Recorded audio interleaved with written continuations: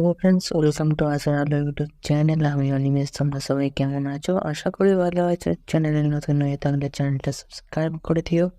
চলো শুরু করা যাক আজকের ভিডিও।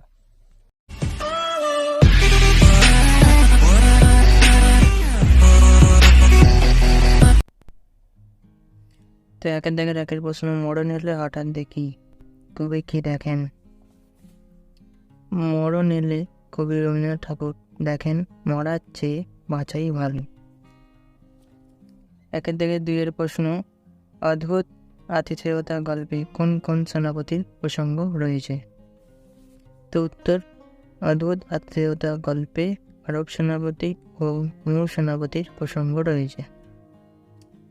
একের থেকে তিনের প্রশ্ন, প্রাবিটে ঘন কৃষ্ণ মেঘরাশি, প্রাবিটের কথার অর্থ কি?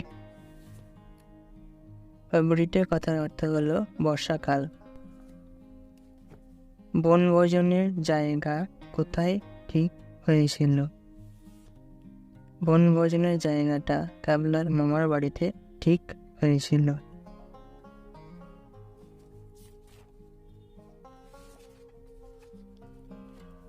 দুইয়ের দাগের একের প্রশ্ন, এই বিশ্বাস হারিও না, কে কাকে কোন বিশ্বাস না হারানোর কথা বলেছেন?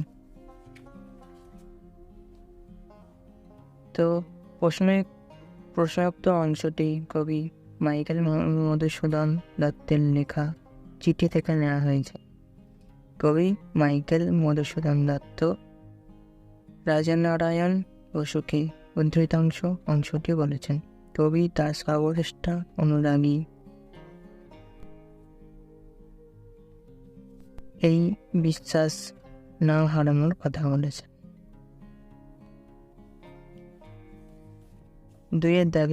দুইয়ের প্রশ্ন, ময়ূর মরেছে পণ্যে, কথাটির মাধ্যমে কবি কি বোঝাতে চেয়েছেন? প্রশ্নোক্ত অংশটি কবি বিষ্ণুদের পরবাসী কবিতা থেকে নেওয়া হয়েছে।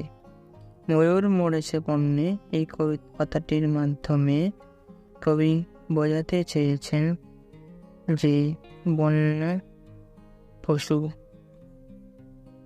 শিকারীরা ময়ূর শিকার করে বিক্রি করে অর্থ লাভ করেছে, অর্থাৎ ময়ূর এক রকমের বাণিজ্যিক পণ্যে পরিণত হয়েছে।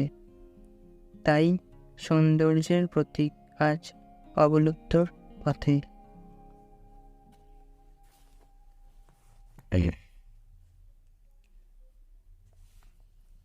যুদ্ধ জিনিসটা উপভোগ করার জন্য অপু কি করত?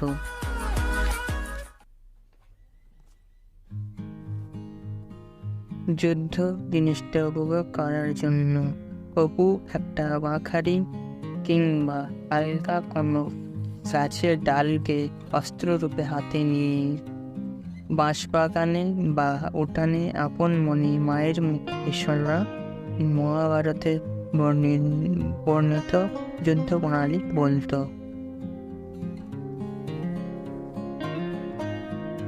টিনেদের কুটির মাঠ দেখতে যাওয়ার পথে কি দেখে অপু সব থেকে বেশি অবাক হয়েছিল?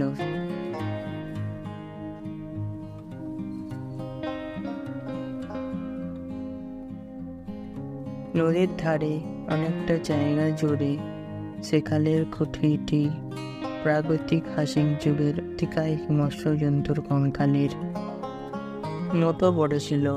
এই দৃশ্যটি দেখে অপু সব থেকে বেশি অবাক হয়েছিল।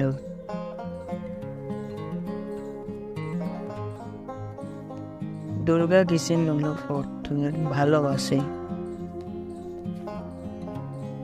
দুর্গা ওর কলমি ফুলের নলক পড়তে ভালোবাসে। সাইডের দাগের একের প্রশ্ন, অক্ষর কাকে বলে? বাকযন্ত্রের স্বল্পতম প্রয়াসে কোনো শব্দের যেটুকু অংশ উচ্চারিত হয় তাকে দল বা অক্ষর বলে।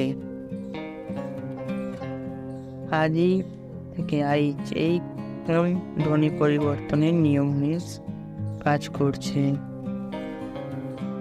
এখানে অপিনিহিতি ধ্বনি পরিবর্তনের নিয়ম কাজ করছে। পরের প্রশ্ন কারেন্ট দাঁড়িয়ে 3। ভারতবর্ষ শব্দদল বিশ্লেষণ করো।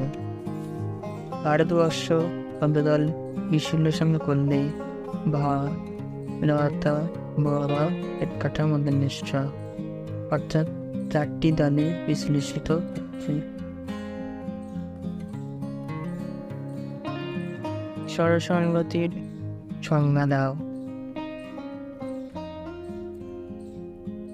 কোনো শব্দে পূর্ববর্তী স্বরের প্রভাবে পরবর্তী স্বর কিংবা পরবর্তী স্বরের প্রভাবে পূর্ববর্তী স্বর বা পরস্পরের প্রভাবে উভয়ই পরিবর্তিত হয়ে একই রকম স্বরধ্বনিতে রূপান্তরিত হলে তাকেও স্বরসঙ্গতি বলে।